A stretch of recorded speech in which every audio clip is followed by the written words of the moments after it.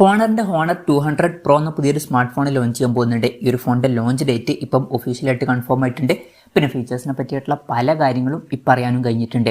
എന്തായാലും ഈ ഒരു വീഡിയോയിൽ നമ്മൾ നോക്കാൻ പോകുന്നത് ഹോണർ 200 Pro എന്നുള്ള സ്മാർട്ട് ഫോണിനെ പറ്റിയിട്ടാണ്.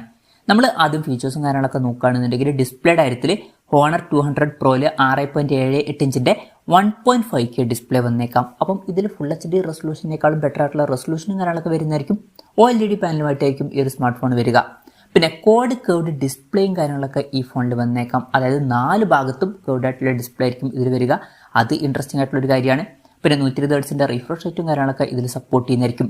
ഇതിൽ ഡ്യുവൽ പഞ്ചോളും കാര്യങ്ങളൊക്കെ വരുന്നതായിരിക്കും. അതായത് സാധാരണ ഫോണുകളിൽ കാണുന്നത് പോലെ ചെറിയൊരു പഞ്ചോൾ ആയിരിക്കില്ല ഇതിൽ വരിക. ഇപ്പം iPhone 15 സീരീസിലേതൊക്കെ പോലെ വലിയൊരു പഞ്ചോളും കാര്യങ്ങളൊക്കെ ഇതിൽ വരുന്നതായിരിക്കും. അതിൽ തന്നെ 2 സെൽഫി ക്യാമറയും വരുന്നതായിരിക്കും. അത് ഫോണിന്റെ സെൻറ്റർ ഭാഗത്തായിട്ടായിരിക്കും വരിക. പിന്നെ 3840 Hz PWM ഡിമ്മിംഗ് എന്നുള്ള ഫീച്ചറും ഇതിൽ വരുന്നതായിരിക്കും. വളരെ കൂടിയ ഒരു PWM ഡിമ്മിംഗ് എന്നുള്ള ഫീച്ചറും ഇതിൽ വരുന്നതായിരിക്കും. പീക്ക് ബ്രൈറ്റ്നസ് 4000 nits വരെ വരുന്നതായിരിക്കും. അപ്പം ഈ ഒരു ഫോണിൽ അത്യാവശ്യം നല്ല ഡിസ്പ്ലേ ഫീച്ചേഴ്സും കാര്യങ്ങളൊക്കെ വരാൻ സാധ്യതയുണ്ട്. In display finger print sensor ഈ ഫോണിൽ വരുന്നതായിരിക്കും. ഫോണിന്റെ വെയിറ്റ് വരിക 199 ഗ്രാം ആയിരിക്കും. IP55 റേറ്റിംഗ് ഇതിൽ സപ്പോർട്ട് ചെയ്യുന്നതായിരിക്കും.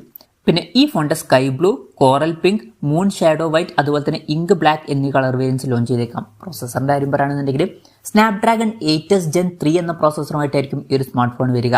ഇത് ഫ്ലാഗ്ഷിപ്പ് പ്രോസസറായിട്ടുള്ള സ്നാപ്ഡ്രാഗൺ 8 Gen 3 എന്ന പ്രോസസറിന്റെ തൊട്ട് താഴെ വരുന്ന പ്രോസസറാണ്. മികച്ച പെർഫോമൻസും കാര്യങ്ങളൊക്കെ ഇതിൽ വരേണ്ടതാണ്. 5G സപ്പോർട്ടും കാര്യങ്ങളൊക്കെ ഇതിൽ വരുന്നതായിരിക്കും.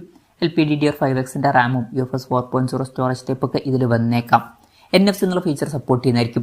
IR ബ്ലാസ്റ്റർ എന്നുള്ള ഫീച്ചറും ഇതിൽ വരുന്നതായിരിക്കും. അപ്പം ഈ ഫോൺ റിമോട്ടൊക്കെ ആയിട്ട് യൂസ് ചെയ്യാൻ കഴിയേണ്ടതാണ്. സ്റ്റീരിയോ സ്പീക്കേഴ്സും കാര്യങ്ങളൊക്കെ ഈ ഫോണിൽ വരുന്നതായിരിക്കും. Android 14 ബേസ് ആയിട്ടുള്ള മാജിക് OS സോഫ്റ്റ്വെയർ ആയിരിക്കും ഈ ഫോണിൽ വരിക. ക്യാമറയുടെ കാര്യം പറയുകയാണെന്നുണ്ടെങ്കിൽ ഫോണിന്റെ പിന്നിൽ ട്രിപ്പിൾ ക്യാമറ സെറ്റപ്പ് വന്നേക്കാം. 50 MP മെയിൻ ക്യാമറ സെൻസർ ആയിരിക്കും ഈ ഫോണിൽ വരിക. ഇത് OmniVision OV50Hന്റെ സെൻസർ ആയിരിക്കും. OSന്റെ സപ്പോർട്ടും കാര്യങ്ങളൊക്കെ വരുന്നതായിരിക്കും. സെൻസർ സൈസ് വരിക 1/1.3 ഇഞ്ച് ആയിരിക്കും. പിന്നെ 12 MP അൾട്രാ വൈഡ് ആംഗിൾ ലെൻസും ഇതിൽ വരുന്നതായിരിക്കും. ഇത് കൂടാതെ 50 MP സോണി IMX 856ന്റെ ഒരു ടെലിഫോട്ടോ ലെൻസും ഇതിൽ വന്നേക്കാം. ഇതിൽ 2.5x സൂമൊക്കെ സപ്പോർട്ട് ചെയ്യുന്നതായിരിക്കും. അതുപോലെ തന്നെ OSന്റെ സപ്പോർട്ടും ഇതിൽ വരും. പിന്നെ 50 MP സെൽഫി ക്യാമറ ആയിരിക്കും ഈ ഫോണിൽ വരിക. ഇത് കൂടാതെ 2 MP ഒരു ഡെപ്ത് സെൻസറും വരുന്നതായിരിക്കും. ഫ്രണ്ടിൽ ഡ്യുവൽ സെൽഫി ക്യാമറയും കാര്യങ്ങളൊക്കെ വന്നേക്കാം.